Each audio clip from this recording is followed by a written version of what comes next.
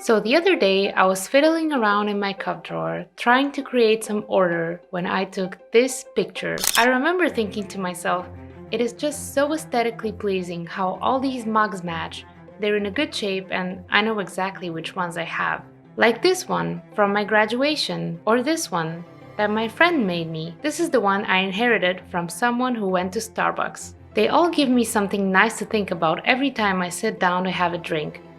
I guess what I'm really trying to say is that minimalism doesn't mean that I don't have things, because clearly I have a bunch of mugs, but these are mugs that I love and they are so much easier to find without all of the clutter.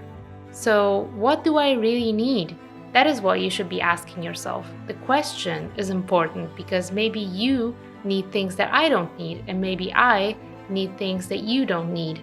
It's personal, so there is no rule book. But after a year and a half of minimalism, I do have a few tips to give you so that you can have an easier time deciding what you should and shouldn't keep. Part 1. Practical items. I want to make an example of my kitchen. I don't drink a lot of alcohol or soft drinks, and I have a water bottle, so these are all of my glasses.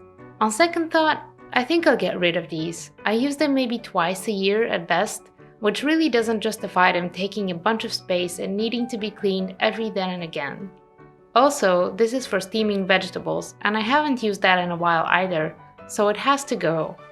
And that's the tea. I make sure to finish at least 3/4 of it before I go out buying new kinds. I do drink a lot of it, and coffee, so these are all of my mugs.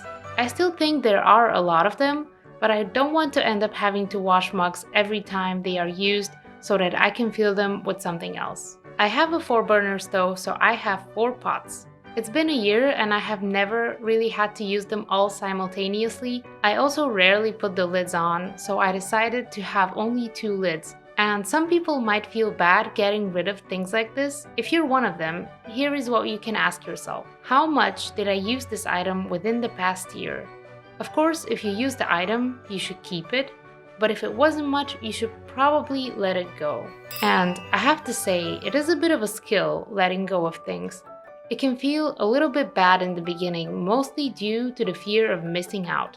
What might be happening is that you are afraid that you will wake up in 3 weeks and need to cook in your 4 pots with all the lids on and realize, in horror, that you don't have them.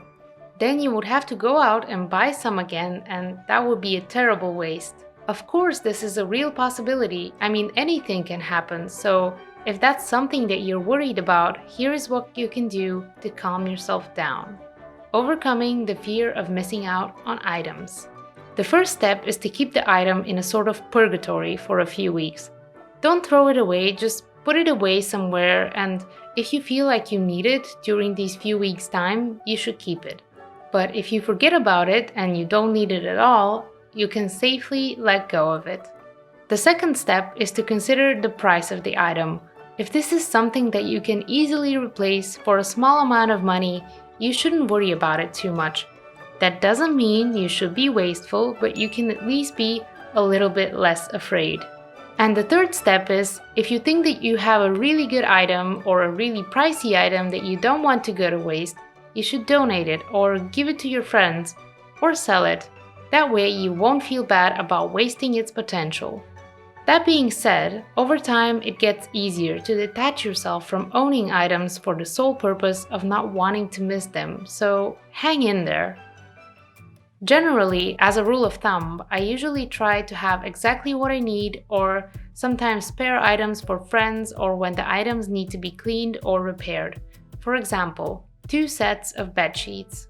1 set of pillows, but the decorative ones can be used by friends if needed. Enough body and hair towels to switch them around in the laundry.